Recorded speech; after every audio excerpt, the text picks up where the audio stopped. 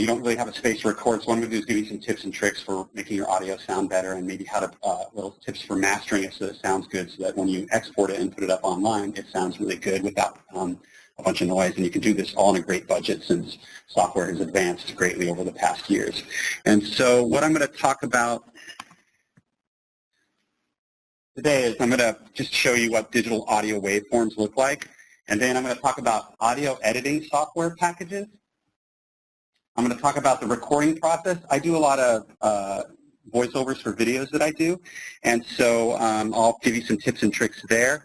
I'm going to talk a bit about editing and processing audio. I'll give you a couple of demos on what you might want to do before you finalize your audio, and then I'll take any questions from the audience. So I don't know how many of you are used to working with audio, but this is what a mono waveform looks like in an audio editing program. You can zoom in and out of this to see the waveform. And mono is a one-channel waveform. Stereo waveforms look just like this. So if you're unfamiliar with this, I just had these up here so you can see what they look like.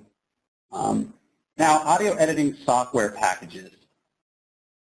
There's a free one called Audacity that works on Windows, Macs, and Linux, and it has a lot of developers who contribute a lot of plugins. So it's pretty nice.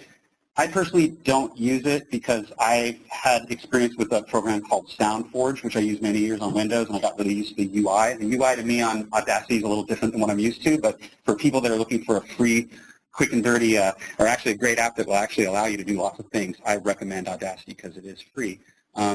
If you want to update from there, like I said, I worked with SoundForge Pro, which for a long time was a Windows-only sound editing program. They apparently now have a version for Mac. I guess they released it the past couple of years. I haven't looked at it yet. I'm probably going to download a demo after this and look at it because I like that program a lot. That's going to cost you about $125 with the educational discount. Then there's Adobe Audition, which works on Windows and Mac. That's going to cost you about $168. I use a program called SoundBooth, which was discontinued, and they only really have Audition now, which is like a multi-track program, but also has the SoundBooth sort of stuff built into it. And then for those people that are a little more hardcore, you've got Abbott's Pro Tools that works on Windows and Mac, and that typically is around $600, $700, but the educational price is $299, which is actually a pretty good deal for it. There's several other applications out there, so if you just do a search on Google, you'll be able to find those, a listing of those, and sort of reviews of those. So like I said, what I use is Adobe SoundBooth, and the reason I use it is because my department had a license when I came there, and they have Adobe CS5, and I was like, you know, I'd like to buy this, and my supervisor was like, well, talk to Val and see what we have. And she said, well, we have this. And I said, oh. And I saw there's a Lynda class on how to use this. So I was like, cool. So I sat down and took the Lynda class. I'm like, I could use this for free. I could spend that money on something else since, you know, everyone does have limited budgets. So recording equipment. If you're going to be recording voiceovers, you're probably going to need a microphone. And microphones range in price from like $8 for a really crappy one to like $2,000 for a high-end professional microphone. What we're really dealing with are microphones that are between $40 and $200. I'll show you a list of those shortly. You'll need a nice set of headphones. Earbuds aren't going to work for audio editing. You put them in, the signal's pretty low. You can't really hear detail. If you could spend between $50 and $100, you can get a decent set of headphones to actually listen to and edit. And then you need a pop filter, and I'll tell you what that is in a minute. So microphones. The three that I haven't had experience with all of these. I've only had experience with the Blue Snowball USB mic because my department had one already. It's actually a pretty decent USB mic. Just the mic alone is $49. But you can get a kit that includes a stand, a microphone, and a pop filter for around $79 on Amazon.com. It's a pretty decent mic. I get pretty clean recordings. That's what I use right now. Then there's the Audio-Technica AT2020 USB cardioid.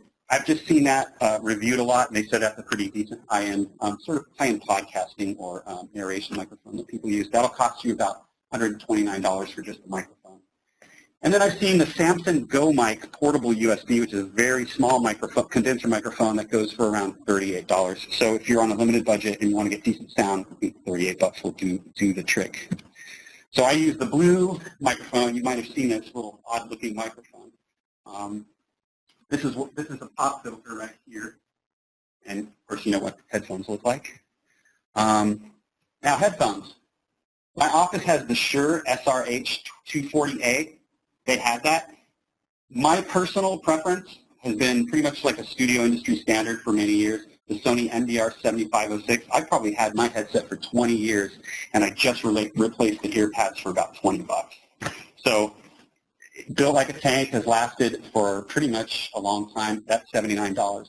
You can get various USB headsets from anywhere between $40 to $80, all ranging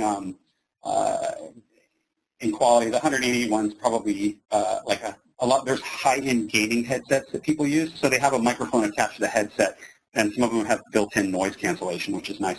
But you will catch a lot of your breath on that when you're recording on those. Now, why use a pop filter? It's really important to use a pop filter because it will make your voice sound super magical, and if you're singing, it will keep you in tune. So, I got that confused with auto-tune. I'm sorry. Pop filters are used to reduce what's called plosive sounds. So if you have a script and you're saying a lot of, the baby is in the bathtub, you're going to hear "but" on the, "but," and it starts to get annoying. It's like a wind sound, and it's also on the P sound, the "puh." And then I didn't know this until I did some research for this presentation, but pop filters, when you're working with expensive microphones, are used to prevent the corrosive effect of saliva, which contains salt on microphone shells. So I thought that was pretty interesting. So here's what a pop filter looks like. They will cost you anywhere from $10 to $50. And if you're really cheap and you want to build one on your own, you can take a pair of nylons, a coat hanger, and an embroidery hoop and make one on your own. The caveat here that this guy that has a tutorial online says, why pay $20 when you can make one for $3? This is only for personal use. Using it for a professional job would look bad. So, all right, now, I want to talk about noise when you're recording. So is noise good or bad? When you're recording, it's bad. But if you're me and you're a huge music fan, you absolutely love noise. That's, of course, Jimi Hendrix at Woodstock. Melt Banana, a Japanese punk noise band. He wears a mask on stage because apparently their shtick is he could die at any time on stage while playing, so because he has a rare blood disease. And then Glenn Branca, who's an avant-garde composer from New York. But we're actually going to talk about bad noise. So sounds that are unwanted when you're recording are distortion, feedback, static, hiss, and hum. Distortion occurs when you set your input level too high sometimes. So you've probably heard the phrase "in the red." So when you're recording, you're looking at the levels, and they go into the yellow, and then when they go into the red, you'll get all sorts of distortion and clipping artifacts. And then feedback. You might not have feedback, but if you're recording like a conference, and I've been in conference rooms where I have my Mac and I'm on Skype, and they have a conference sort of a bridge in the middle of the table, and somebody has their microphone on and they're talking, and it's going to do a feedback loop, and you'll hear echoes and stuff. You'll capture that sometimes if you're trying to record on your computer. Then there's static, hiss, and hum, which are all caused by other various things like hum. You could, if you have other equipment that's causing crosstalk, or you have cables set up where they're laying on top of one another, you can introduce hum into the signal chain. Let's see. I'm going to go in and give you some demos, give you some quick recording tips for doing audio narration. Then I'm going to talk about zero crossing edits if you're editing a lot of and slicing up a lot of audio. And then I'm going to show you how to capture a noise print and apply noise reduction. And then I'm going to show you how to remove unwanted sounds using the spectral frequency display. And then I'm going to talk a little bit about mastering, how I approach doing it. That's a very deep rabbit hole, so you could go and spend countless hours trying to explain and actually experiment with that. So what I'm going to do is pop over really quickly to a sample of a video I did for the PCI Security Awareness Training, and I'm only going to play a few seconds of it. So this is pretty close to my final, using the equipment I had, I thought it sounded decent. I recorded it in our little office that we have at work. So pretty much sounds like this. This UCLA PCI DSS Awareness Training course is designed to familiarize UCLA employees with data card security issues. So you can hear there's like hardly any noise, and it sounds, you can hear it, it's nice and clear. So that's just a sample. So I'm going to close that, and we're going to pop over to Sound Booth. And before I get into working with this sample file, I'm going to talk about recording. So when you are dealing with your microphone, you're about to set up and record narration, it's really important to understand the controls on your microphone. Some microphones have various settings that have different patterns. They also have switches on them that will maybe roll off frequencies or roll off the bass. Understand your microphone and what you're working with because you'll get better results if you fully understand how your microphone works. For instance, the Blue microphone has 3 settings on the back. The first setting being sort of a unidirectional pattern that will only capture what's like in front of the microphone as it's facing you. Then there's the cardioid pattern that will capture all the sounds behind, which is used more for live recording. So if you're recording something in a room and there's, you're going to capture more of your voice if you have it set to like a unidirectional pattern. And then when you start recording, always ensure that you record at least a minute of silence in the room just to get the room sound, because you can later apply you can take a noise print of that and actually pretty much remove a lot of sounds, such as, some of us are working where the only room we have to record something is in a room with a window with you can hear the traffic on campus going by, or where I do my recordings, I have lots of blooper reels. I mean, tons of blooper reels of me just like cursing because the elevator goes ding, and I hear footsteps and then people talking outside of the office, and then I hit the door slam, and then the metal stairs, and people are walking down the stairs. So I typically record on Friday afternoons between 3 and 5 because most people are working from home that day, and there's less interruptions. So the biggest thing that most people won't realize is the hum. So if I'm silent right now, you can hear the projector. So capture the room sound, and you can apply and actually capture noise print and apply it. And so what I'm going to do now is tell you a sound sample. So there's 3 things you're going to hear in this sound sample. You're going to hear a sort of a scrape and a click right at the beginning. You're going to hear continuous hum throughout, and then you're going to hear someone's cell phone ringing. And what I'm going to do is going to show you how to sort of remove that sound. Aqua is an energy drink company committed to health and fitness. Johanna represents what Aqua. So that's pretty much what I'm working with. So again, you can hear the click right there. So now, I can't really, looking at this, I can't tell where that is. I can visually see this square wave right here, which is where that click occurs.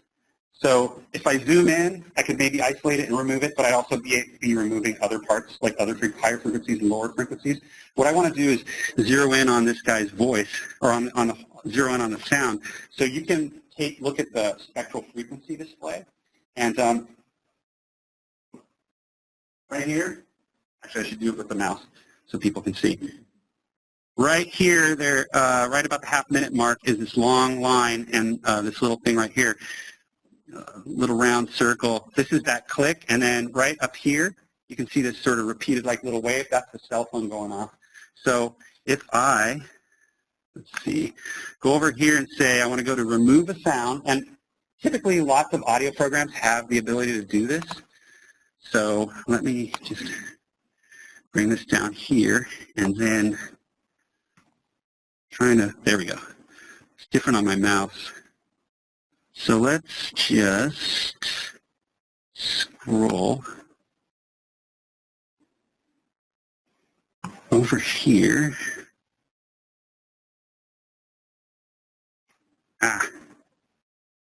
So you can see I've got various tools here, selection tools. I've got a lasso tool, which a lot of you are familiar with in using Photoshop. I could use this lasso tool to pretty much like draw right around this. And I'm just showing you quick and dirty. I would spend a lot of time and actually use a really big screen to actually zoom in on this. But I can play this. So when we play this, you'll hear it's sort of isolated. Well, it's on loop. Hold on. Oh, Bonus energy. So I can hear that click. So what I can do is I can use the auto heal function that's built in, sort of like that little auto heal in Photoshop, and we'll apply the effect, and I can see that visually it looks like most of it disappeared. So if I play it again, Bonus energy. It's sort of removed it. Bonus energy. So it's still there. If you have a decent pair of headphones, you can probably still hear a little scrape. The other way to do it is to Control-Z, make your selection, and then there's this little volume here, so I could drop it maybe negative 20 dB. I'll turn the volume down just for that section there. Bonus energy. So I heard a little chirping sound, I think. Bonus energy. But that's pretty good, I mean, for cleaning something up. So the key is to always record something as best as you can, but if you get something like somebody opening the door and you really had an awesome take, you can actually salvage your audio. And then if we come over here to this cell phone,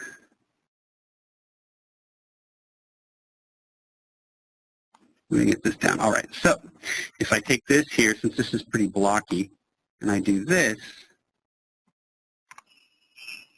I've zeroed in on the ringing sound. The cool thing about this is you can actually use the spectral display to select other parts to see what they sound like, to see if it has a sound in it. So that doesn't contain it. So where is that cell phone? Is it up here? No. And then I can say, well, visually I think it's this right here. So then I can actually, I don't want to do auto heal because auto heal will tell me that the selection range is too large for it to auto heal. It only works with small selections. I can, here we'll do this fast. That's a different. And what I'll do is I'll bring the audio down. Let's go down to like 25. And then we will listen to it again and see. I have a feeling it's still going to be there. Probably take me about an hour's work to actually remove this from here. Aqua is an energy drink company committed to health and fitness. So with a little bit of time, you can take that kind of stuff out. So that's how to use the spectral frequency display. One other thing I wanted to talk about was when you're editing audio, you've got what's called zero crossing points.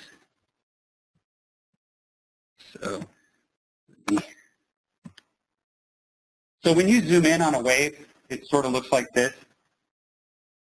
You've got the 0 point, the voltage point 0 here, where there's, as waves go in a cycle above and below this 0 point. When they cross this 0 point, those are called zero crossing points. If you're cutting up lots of audio in various points within your audio editor, there's a function that says snap to 0 points. You can snap to the 0 point and cut it at the 0 point. So the reason you want to do that, and most programs are smart enough these days to catch that, the reason you want to do that is if you stitch together a bunch of sounds, you're going to introduce clicks. So you're going to, if you're putting like just multiple edits together, you're going to introduce clicks. So I just wanted to make that point. So just be aware that your software program has a snap to 0 edit feature. So now a little bit about mastering with plugins. So I just gave you a few definitions of what I use here. I'm not going to really go in and master it now, but I'm going to show you what you can do. It's the source file that I have here has already been mastered. But equalization, or EQ, alters the frequency response of audio using linear filters. So if your voice has too much bass or too much treble, you can go in with an EQ and sort of adjust that with points, and I'll show you that. And then you'll want to use compression, which will reduce the dynamic range of audio. So sometimes when you're talking loud and you're talking softer, and what it'll do is the audio will go up and down. You can use compression to sort of equalize that. So it'll reduce the high levels down and bring the lower levels up. A lot of broadcasters use that. There's other techniques too. And then limiting is very similar to compression. You can reduce the dynamic range of a signal that passes through by setting a specified limit, so that, say, the sound should never go over this specified limit. You want to use that for really loud sources. And then reverb. Every room everywhere has natural reverb. Refers to the way sound waves reflect off various surfaces in a room. So if I clap my hands, you hear a little sort of echo. What I do on mine is I add a little tiny bit of reverb because the room I'm in is carpeted and a little dead. So I just add about like 9%. It gives it a little more presence. So if we were to pop back over to Sound Booth, I would select my file here. So here's a little hiss. Let me show you how to capture a noise print. I probably should have had a different sample here, but this one will do. What are we at? We have about 6 minutes left. This is why you want to record a minute, so you have a long sort of sample of the room sound that you can capture. So if I were to highlight this and go to Clean Up Audio, this is really easy to do. You can, in most programs, capture a noise print. So it samples this, samples the noise, and then you can apply it to the whole file. So if I play this, so what we'll do is we'll see if it removes that hiss. So if I hit noise, I have noise reduction on. Notice I have this little green button. I can turn this off so I can preview the way it sounds without the noise reduction. Committed to health and fitness. And then I can turn it on. And then you can be aggressive with the noise reduction, and you can reduce it in decibels. And down here I can use the captured noise print. I want to use the captured noise print. I usually stay around 70 and 13 depending on the audio source. So you want to play with these. You don't want to get too aggressive because what you'll do is you'll start to reduce the frequencies or introduce other frequencies to the person's voice. So your recording that you suddenly just slammed with noise reduction will start to sound like you're talking on a telephone. So if we preview this, Aquo is the energy drink company. Aquo is... You probably can't hear it. You probably have to have headphones on. But I would apply it, and you can see before I applied it, right here there's some noise because he's really not talking right here. Right? And now if I were to apply this, sort of reduced it. So if we listen, it's pretty much reduced it by a lot. And he still sounds pretty decent. Represents what Aquo is out. So that's your little noise reduction, noise sampling tip. And then when I produce things, I usually go to effects. And if we look at this, every program usually has a rack of effects that you can use. You've got your EQs, loudness. I usually go to loudness, and I use just a little bit of adjusting it so that everything's the same level because I'll talk softer sometimes and louder on certain things. So I'll do that, so everything the same level. I don't know if you'll be able to hear it. This has probably been treated already. And then you've got these different mastering. The best one I've used here is in this program is the Mastering Web Audio Broadband, which gives me a little rack of EQ and a limiter and a compressor. I can use that. Also has reverb. So I just used this. And so what happens is you'll see that it adds 3 different rack effects, an EQ, dynamics, and mastering. So if we look at the EQ, we go to settings, we can see, all right, I can work with different filters. I'm really taking with her ability. Right, so you can hear. I can really just... Aquo is the energy drink committed to health and fitness. Johanna represents what Aquo is out. You know, and you spend some time finding the sweet spot. And what I'll do is reset that. And then for dynamics, you've got a limiter. Some of them have limiters, compressors. This has a gate expander, gain. You can adjust the gain. Maybe you'd be working with the compression. I'm not really going to go into that, but you'd have to learn a bit about compression by setting a threshold of the ratio attack and when to, when signals get louder to apply compression. And then the final little effect I use, oh, why is that not? I can't get